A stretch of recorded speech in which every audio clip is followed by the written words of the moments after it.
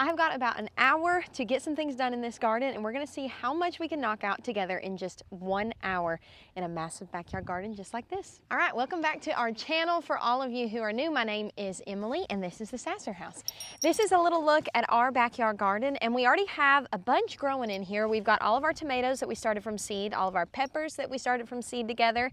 We've got our zucchini coming up, our cabbage, zinnias, a whole row of green beans, and some of our herbs that are coming up. Oh, and I can't forget about these raised beds. We've got some carrots and some potatoes. That's what all of this foliage is that you see behind me. And then our carrots are still itty bitty down in the beds. You can probably see these arches right behind me, which my husband Chris installed.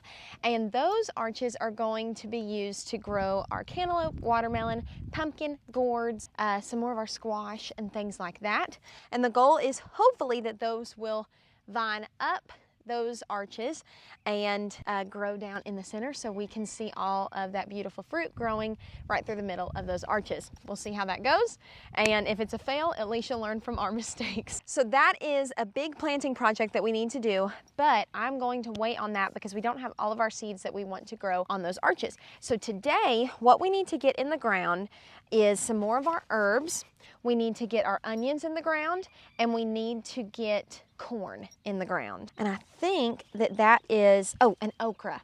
We need to get okra in the ground, and our sunflowers. Okay, I need to stop talking because we've got a lot to do, and I've got to get out here and get busy. First things first, let's find a place for our sunflowers, and I want to show you this new tool.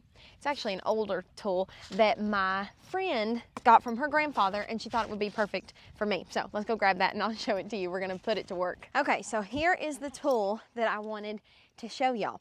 So this was my friend Abby's grandfather's, and I reckon how it works, it's got the little like pitchfork down here, and then it has this little lever that you can put your foot on. So I guess you can like get it down in the dirt and like turn the dirt up, which, yeah, that works really great. And our soil is super wet right now because we've had so much rain, but that loosens up the soil so much, and that makes it nice when we have some of these big weeds in the ground that are already coming up. Let's test it out on one of those. So we have this little patch of weeds right here. We can just put that in there and kind of break their roots up and pull them right up out of the dirt so that they'll hopefully die. We can just cut them up just like our tiller does, but I don't really like using that big old tiller, so that makes it really easy. The garden looks a bit of a mess right now. I have got these 2 trays that we have to get in the ground today. These are some flowers that I started from seed, some snapdragons and some English daisies, and I don't know what's what, so we're gonna put them all out here. And then we've got our onions over here. I'm gonna get these out of the way, and we'll get those in the ground here in just a minute. Oh, that is full of water. We have had so much rain recently, y'all. Here's what I'm thinking. On this 3rd row, we have our zucchini, and they are starting right back here. But this whole front half of the row doesn't have anything going on with it. So my thoughts were I could plant a row of our beautiful sunflowers right here at the front of this row. Usually I plant sunflowers towards the back of the garden, but I thought it would be so pretty as soon as you walk into the garden to see big, full, pretty sunflowers. So that's what we're gonna try this year. And I'm just gonna use this little doohickey right here to kind of till that dirt up manually to get it nice and loose to plant our sunflower seeds in. The sunflower seeds we're planting are from In My Gardener, and they're a mixed variety, and I think they're so beautiful. I keep hearing a noise that sounds kind of like a frog, but I don't see a frog. Maybe one will show up. Okay, so what we're gonna do is right here in this row, plant a pretty row of these sunflowers, and they only have to go a ½ inch deep. I'm just gonna go through and kind of pull out any big dead weeds like this dried stuff, as well as any weeds that have started to grow. I'm gonna make my holes first. These go about a ½ inch deep, and then it says to space them 6 to 8 inches apart. So I would say that is about 6 to 8. I have found that it helps to get better spacing when you make the holes in your row first and then go back through. Put the seeds in, and then you can cover them up. Now this seed packet contains 50 seeds. What I'll probably do is put 2 seeds per hole, and then that way, hopefully I know I'll get at least 1 to germinate in each hole. So here is what that looks like. And now I'm just gonna go through and cover them all up with dirt. All right, we were able to get 16 little spots right there for sunflowers to grow. So hopefully we'll have 16 big and tall, beautiful sunflowers right here at the front of the garden. But we still have a bunch of these left.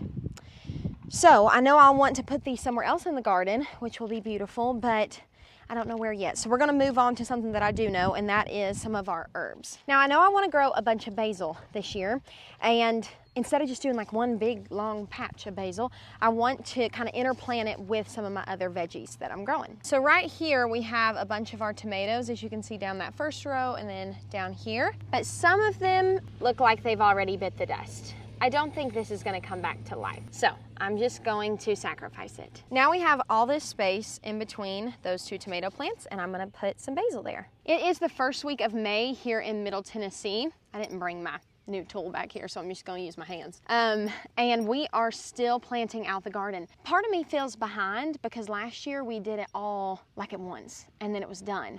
But then the harvest all came in at once, and it was crazy. So I do think we're setting ourselves up for more success, I hope, when it's harvest time, because we won't be harvesting the whole garden at once. Everything will be growing in more of like a succession. Succession. I hope you know what that word is and how to say it. I don't. That was my best go at it. Okay, so we are planting in my gardener Genovese basil right here. I have 500 basil seeds in this packet, so I'm just going to try and sow them as liberally as I can all down this little row that we've made. And then we can always come back through once they germinate and thin them. That's all we're gonna do there. And then moving right down the line, I have another spot right here, and I might have just ruined the evidence.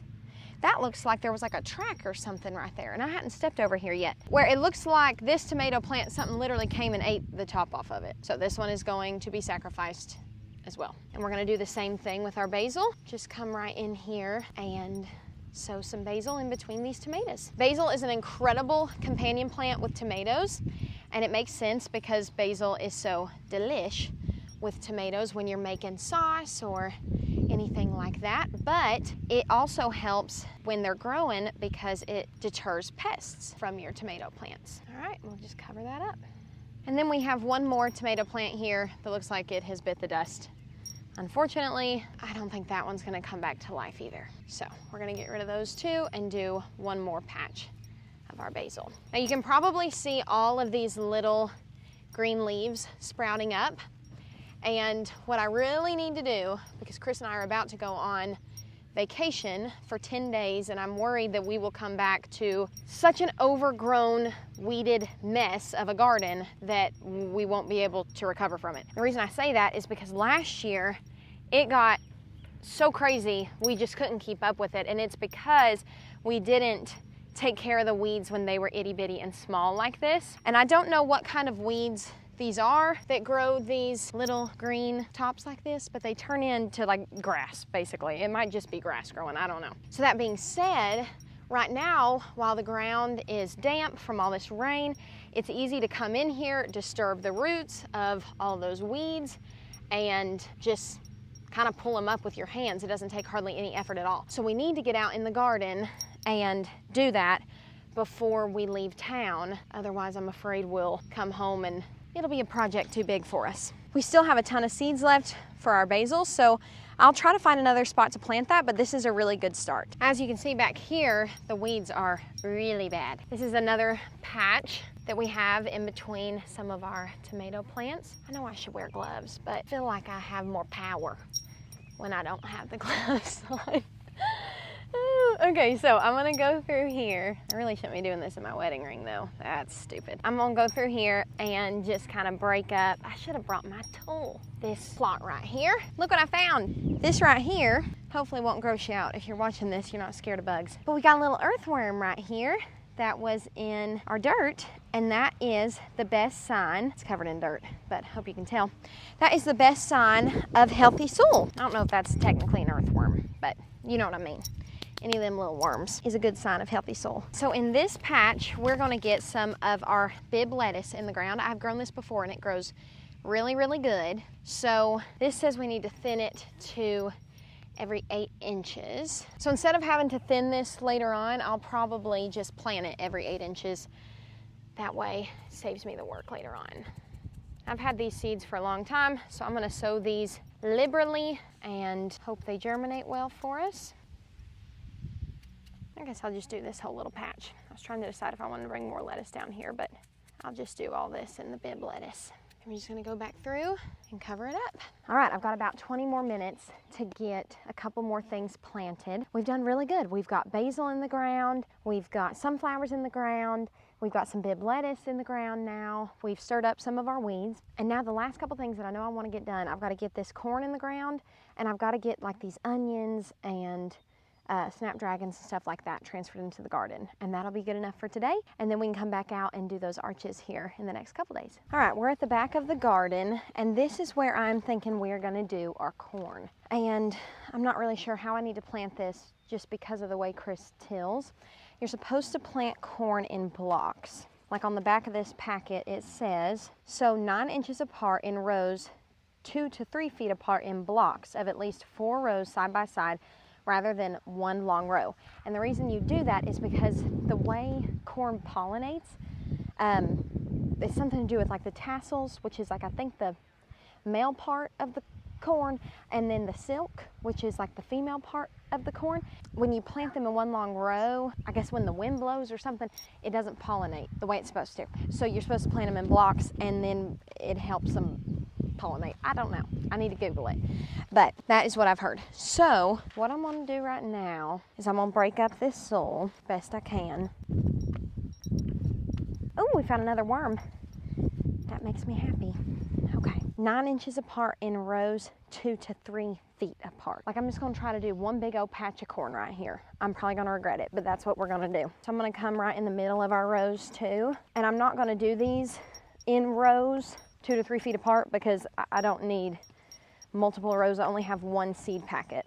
I've probably honestly broken up too much dirt, like too big of a distance, if that makes sense, because I only have one seed packet. So it'll probably just be an itty bitty plot. All right, so I've got this soil nice and loose and broken up. And now I'm just gonna come through and kind of level it out, because right now we have like our mounds for our rows that we made, but we don't really need that anymore. So what we're gonna do, I think we can fit 3, well, it says at least 4 rows side by side. So we're gonna do 4 every 9 inches.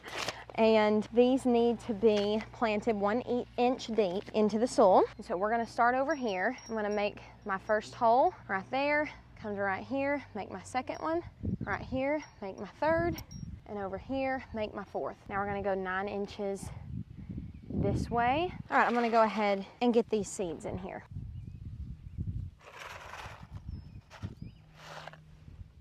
All right, we're gonna move down the row and just keep doing this until we've planted all of our corn.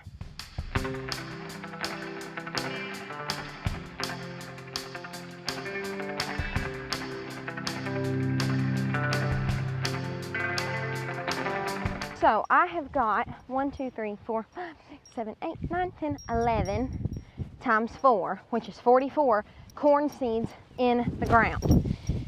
And I'm out of time.